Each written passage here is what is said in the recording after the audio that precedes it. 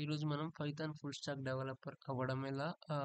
Full stack developer ఏమేం technologies cover అయితాయి? అసలు వాళ్ళు వేటి మీద వర్క్ చేస్తారనేది మనం క్లియర్‌గా తెలుసుకుందాం. Let's start. Python full stack developer అనేది అతను డెవలపర్ ఫ్రంట్ ఎండ్ మీద అండ్ బ్యాక్ ఎండ్ డేటాబేస్ మీద వర్క్ చేస్తాడు. First front end. Front end అంటే మనకి యూఐ స్క్రీన్. యూఐ స్క్రీన్ అంటే visible part of the any website. Suppose మీరు ఏదైనా ఒక వెబ్‌సైట్ ఓపెన్ చేశారు suppose.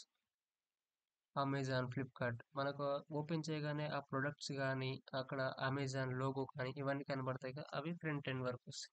And next back end. Back end అంటే to implement the business logic. Suppose మనకు front ఎండ్‌లో రిజిస్ట్రేషన్ పేజ్ గానీ, లాగిన్ పేజ్ గానీ ఉంటాయి. ఆ రిజిస్ట్రేషన్ పేజ్‌లో మనం డీటెయిల్స్ అనేవి ఎంటర్ చేస్తాం. ఆహ్, మీ నేము, పాస్వర్డ్, ఈమెయిల్ ఇలా ఎంటర్ చేశాక వాటిని మనం బ్యాక్ ఎండ్‌కి సెండ్ చేస్తామన్నట్టు. బ్యాక్ ఎండ్ ఏం చేస్తది? అవి కరెక్టా? వ్యాలిడా? అనేది చెక్ చేస్తది. దానికి మనం ఆహ్, బ్యాక్ ఎండ్ అనేది యూజ్ చేస్తాం. డేటాబేస్ అంటే మనం ఎంటర్ చేసిన డీటెయిల్స్ అన్నీ ఒక దగ్గర స్టోర్ చేసుకోవాలి కాబట్టి మనం ఆహ్, డేటాబేస్ అనేది యూజ్ చేస్తాం.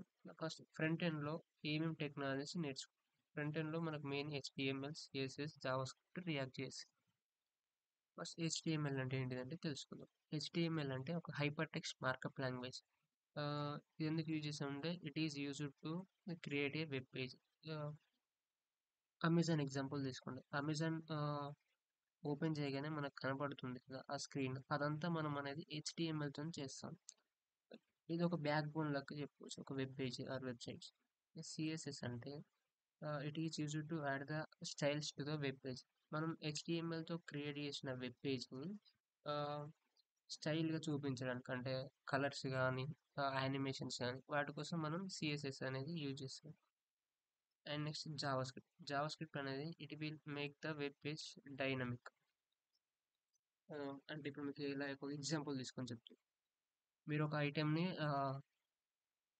పర్చేస్ చేయాలనుకుంటున్నారు. సపోజ్ అమెజాన్ తీసుకోండి. అమెజాన్‌లో మీకు ఒక ఐటెమ్ ఏదో ఒక డ్రెస్ తీసుకోవాలనుకుంటున్నారు. ఆ ఐటెమ్ మోర్ ఐటెమ్స్ కావాలంటే ఒకే డ్రెస్ ఒక 3, 4 క్వాంటిటీ కావాలి. మీరు ప్రతిసారి ఆ +1 మీద క్లిక్ చేసినప్పుడు ఐటెమ్ కౌంట్ అనేది ఇంక్రీజ్ అవుతుంది కదా! దాన్ని మనం జావా స్క్రిప్ట్‌తోని ఇంప్లిమెంట్ చేస్తాం. Next react JS. React JS అనేది ఒక జావా స్క్రిప్ట్ లైబ్రరీ. మోస్ట్‌లీ మనం ఫ్రంట్ ఎండ్ అంతా రియాక్ట్ జేఎస్‌తోనే చేస్తాం. అది నెక్స్ట్ వీడియోలో క్లియర్‌గా చెప్తాం. And next back end. Back ఎండ్‌లో పైథాన్ పైథాన్ యూజ్ చేస్తాం. ఇదనేది ఒక ప్రోగ్రామింగ్ లాంగ్వేజ్. ఎందుకు యూజ్ చేస్తామంటే to implement A business logic. To implement business logic అంటే ఫ్రంట్ ఎండ్ నుంచి మనం సెండ్ చేసే డేటా బ్యాక్ ఎండ్‌లో వెరిఫై చేయడానికి పైథాన్ అనేది యూజ్ చేస్తాం. ఆహ్, ఇంతకుముందు చెప్పా కదా! ఫ్రంట్ ఎండ్‌లో రిజిస్ట్రేషన్ పేజ్ నుంచి మీ నేము, పాస్వర్డ్, మెయిల్ సెండ్ చేశారు. అవి కరెక్టా? కాదా? అనేది చెక్ చేస్తుంది పైథాన్.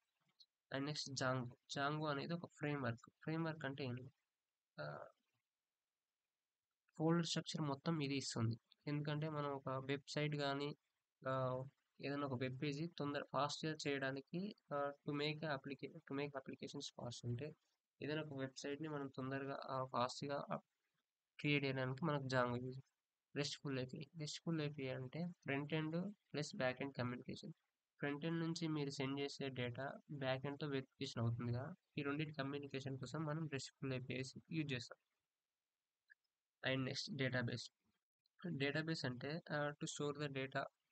సపోజ్ మీరు సెండ్ చేసే డేటాని ఒక దగ్గర అంతా స్టోర్ చేసుకోవాలి కదా! మీ నేము, పాస్వర్డ్ మళ్ళీ వెరిఫికేషన్ కోసమైనా. సో, దానికి మనం డేటాబేస్ అనేది యూజ్ చేస్తాం. ఏ డేటాబేస్ అంటే మనం మెయిన్‌గా యూజ్ చేసేది మైఎస్‌క్యూఎల్. మైఎస్‌క్యూఎల్ అనేది ఒక type of database. Thank you for watching.